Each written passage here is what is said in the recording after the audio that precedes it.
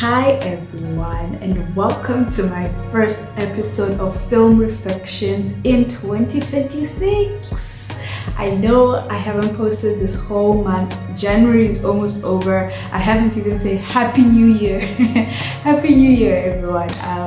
We are still doing this. We're still in this, and today I've got another video for you. It's another Film Reflections, and the video we're doing today is on The Devil Wears Prada, another Meryl Streep movie. So get yourself together because I think this is a very interesting conversation. I'm going to go about this in a different way from the first video because the whole movie is there's just so much to talk about. So without further ado, let us get into it. So, Devil Wears Prada. I'm just gonna go through the storyline as we talk about the things because there are things I want to talk about in each point throughout the movie.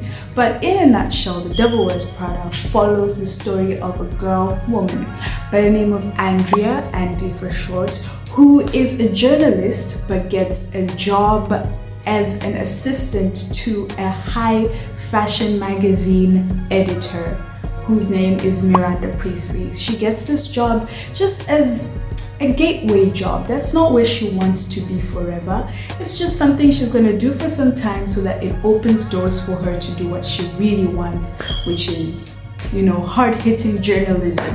That's what she really wants to do. But here she is in New York, getting this job as an assistant to a high fashion magazine editor. Emphasis on the high fashion. Emphasis on the high fashion. From the very beginning, when Andy steps into the building of the magazine offices, the looks she gets, she can already tell that she does not belong in this space. Everyone is just looking at her like, are you lost? And what are you doing here? Because Andy herself is not a fashion girl. Like, they make that very obvious from the very beginning that Andy couldn't care less about what she wears. Honestly, even from just a civilian perspective, not even high fashion, not even sophistication or luxury. When they panned on Andy's outfit, I said to myself, that's interesting.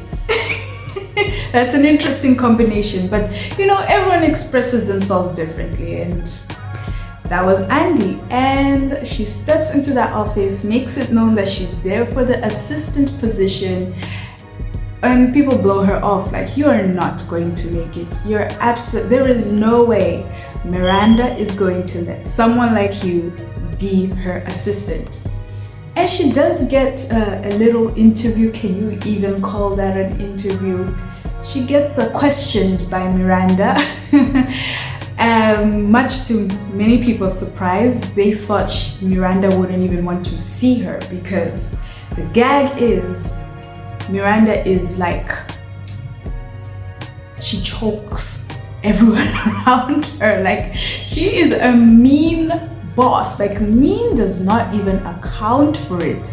She's the type of boss that the atmosphere changes when she steps into the place. People are running around, putting things in order, making sure everything is just the way she likes it. There's even a warning call that goes around the office that Miranda is about to step in so that people can get their act straight, because nobody wants her in a bad mood. That's just the kind of boss that Miranda is. Like, very, very strict, very mean, very serious. So it was to everyone's shock that Miranda decided to actually even question Andy, like, what? And after that questioning happened, none of us had any hope none of us really had any hope that Andy was going to get that job. But surprise, surprise, Andy does end up getting the job as Miranda's assistant. Now, she's not the only assistant. Miranda has two assistants. The first one is Emily, whom we meet because Emily is responsible for finding the second assistant. So Emily, typical fashion girly, looks down on Andy, doesn't think Andy will be able to do the job, doesn't think Andy deserves to be in that space. And Emily worships the ground that Miranda walks on, because the kind of life Miranda lives is the kind of life that she wants. And she knows that the job she has allows her into spaces that so many other girls, or women I should say, like her want to enter through. So we learn quickly that Emily is not very fond of Andy, but because Miranda has hired her, they have to work together in this space, you see. Now, a bit about Andy's personal life. Andy has a boyfriend that she lives with by the name of Nate. Andy also has two other friends. I forgot their names. I forgot their names, but it's a woman and a man, two other friends, boyfriend. She hangs out with them, has dinner with them, and we quickly learn that all of them don't really like what they're doing, or what they're doing is not their final destination. It's just a pit stop on their way to where they actually want to be in life. And that's the dynamic between them, and they support Andy on her quest, on her journey for this new position. And you know, they're happy for her that she's got the job. One of them in particular knows just how big of a deal Miranda and the magazine that she works for is, because they know about fashion things, and that's just that. So far, none of them really think that this is something that Andy's going to do long term. That's a bit about her personal life, but I like to go to what happens while Andy begins her job in this place. Now, like I said, Miranda from the very beginning is very mean and very cold. Doesn't even call Andy by her right name. She uses Emily's name when she wants to call Andy. It's a bit funny, but one thing I did respect was Andy was able to stand up to her and say, "That's not my name," even though she didn't stop calling her the wrong name. But I think that's admirable, to be able to say, you know what, I get it, you're a big deal, but that does not give you the right to disrespect me. My name is Andy.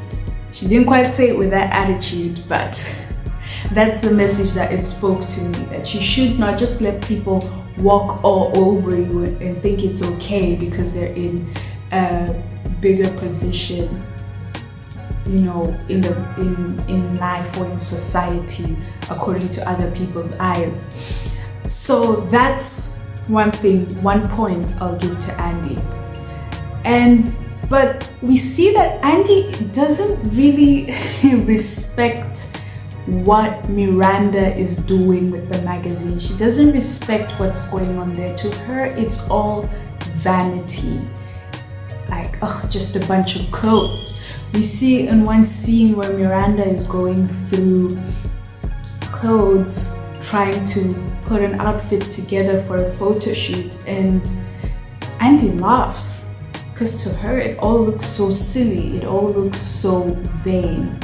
And that's when Miranda gives her the rundown that you may think you are above all of this, but let me tell you right now, the decisions that are made in this room affect the everyday fashion that every single person wears. So even if you think that your choices are somehow independent of what we are doing here, I'll have you know you are under our influence. And I thought that was a very powerful statement, really, because there are many things and choices that we make that we believe we've just independently come to this conclusion, you know.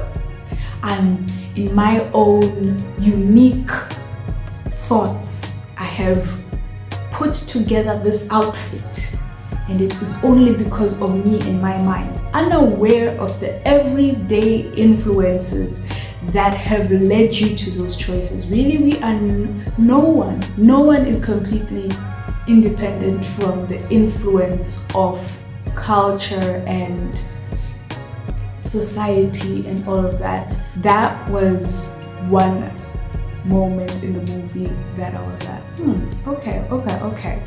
So we keep going, and Andy is trying her best at this job, and Miranda is not giving her a break because she is not your typical boss, and the demands and requests she makes are very quick, doesn't repeat herself, doesn't like to be asked questions, and she wants things done perfectly.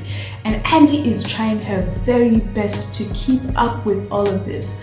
Andy goes on with it because she wants to do a good job. Again, this is important to her. This could open doors.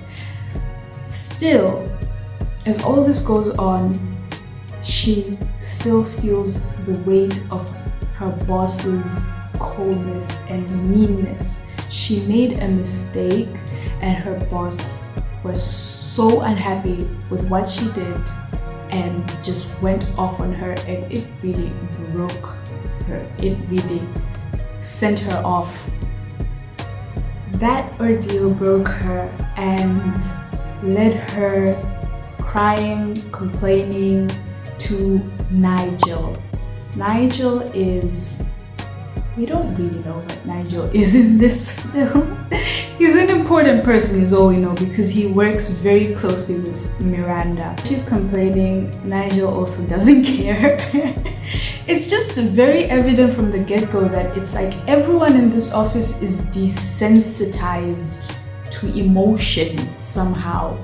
If you look at the way the people conduct themselves, if you hear the comments that are made about, people's looks, the comments that the boss makes towards her workers, it's like everyone just has accepted this is how it is, and they're somehow desensitized to it all. And at the end of her breakdown, Nigel just says, "What do you want? Did you want your boss to clap for you every time that you did something good? Even you're doing the bare minimum and you're expecting so much congratulations. You should actually try harder." That was an interesting conversation because this is where I want to talk about work-life balance. This is where I want to talk about what is acceptable in the realms of work. Because to be quite honest, Miranda is a toxic boss. And I hate to use that word lightly. Sometimes we use these words all the time, like toxic this, toxic that. But Miranda is a toxic boss. There's just no other way to describe it. And Andy was within her rights because the way that Miranda had reacted to Andy was the proportion was not matching. It was not matching. It's okay to be disappointed or not satisfied with someone's job, but there is a way to communicate that should not completely dehumanize a person. But that's not the mentality that the other people had. It feels like it gets to a point people get broken down so much that that kind of treatment becomes the norm. I do respect the choice that Andy makes because that's exactly the move she takes next. She decides to step up. She decides, you know what? She's in a fashion space. Let's put an effort in how I'm gonna dress. Next day she goes to work and everyone's doing a double take, like, oh, is this Andy? So bear in mind that this magazine, at the end of the day, they always send a copy. An assistant always has to take a copy to Miranda's house. But the rule is you're supposed to go in like a ghost, come out like a ghost. No one should see you. no one should talk to you, and you should not talk to anyone. Don't touch any, just put the book and go. But what does Andy do? Andy goes into the house and goes upstairs. She ends up overhearing a conversation between Miranda and her husband. They're having an argument. There is tension in their marriage because you can see how Miranda's work is interfering with her marriage. I will say this right now for free. I do not think Andy's friends were good friends to her, because tell me why she gets goodies from her workplace to go and share with her friends. And what do? When her boss calls her, they take her phone and start tossing it around so that she can't catch it and she can't pick up the call in time. And they know how strict her boss is. Basically, Andy just keeps doing her best to impress Miranda. And at some point, she even misses her boyfriend's birthday dinner. But she did try her best. She came with gifts. She came with a little cupcake to try and apologize to him, but he was not having it either. And in my opinion, I just feel like the friends, the boyfriend included, were not supportive of Andy. People say that we all have a choice. We always have a choice, and that's what her friends are saying, that you have a choice. You can't say that, oh, I had no choice because Miranda asked. You had a choice. And I say to myself, there are some choices. Technically we have the choice, but practically we do not have that choice. Miranda had so much power that if you press the wrong button, she could block your chances of working at another reputable company.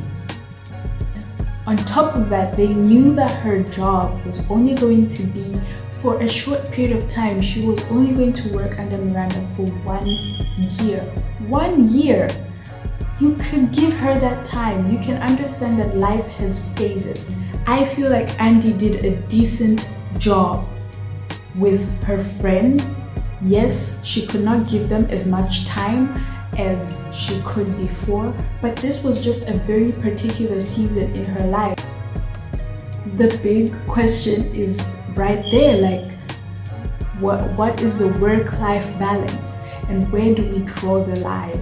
And we can see this movie kind of alluding to the idea that maybe there is no such thing. Maybe you choose one at the expense of the other, and so far it was looking like Andy was choosing work over her friends. We get to look at Miranda as well. Miranda is highly respected. Her opinion matters so much that a designer could change their entire collection because she was unhappy with it. But we look at the other side. We've got that little tiny glimpse into her family life, and her marriage is unstable. It gives a quite a scary picture that, is this the price one has to pay to be great at what they do? And now for some people, they have just given themselves so much to their work that even if they are not getting the same pay back out of it, they just don't know where else to turn to put their efforts. But then you have people like Andy who get to a point where they say, this just is not it. In as much as I want to succeed, in as much as I want to get far, if the price of this is severed relationships with my friends, with my partner, if the price of this means I have to betray people that trust me, I have to be this selfish, unthinkable human being, then I'm not going to do it. It is not worth it. That's exactly what happens, because at the end of the day, when Miranda has fully trusted Andy and basically switched Emily out for Andy. Andy just walks away from it all and says, no, I'm not going to do this. Because for her, the life part was more important than the work part. Work should be part of the life, not taking you away from it. So, what conclusion do we get from the movie? Conclusion number 1 is I still do not like Andy's friends and her boyfriend. I do not like them. No, I do not. I respect Andy and the choices that she made, and I also acknowledge that Miranda did push her. That space pushed Andy in a way that maybe another space would not have. Though I do believe growth is very possible without abuse. And as for work-life balance, is it a myth? I would say it is. Balance doesn't always mean 50-50. Work-life balance is not a myth. I would not say it's a myth, but we need to define it realistically. That is all for my film reflection of Devil Wears Prada. I hope you enjoyed this video. I hope that maybe you laughed a little bit, maybe you learned a thing or two. I would like to hear comments, especially if you've watched the movie. Let me know how you felt about Andy's friends and her boyfriend, who I honestly feel like she should not even have gotten back together with. The movie ended with them having this moment, and I guess it was supposed to be like sweet, like, oh, they're getting back together, but in my heart I was just like, girl, no. Girl, don't do it. Don't do it. I believe, I just don't think, no. Anyways, I hope you liked the video. Please like, share, and subscribe. Thank you so much for watching, and I have other kinds of videos lined up. It's not going to be just film reflections. I'm still finding my footing on this channel, so please stay tuned for the journey. Thank you again, and see you next time. Bye bye.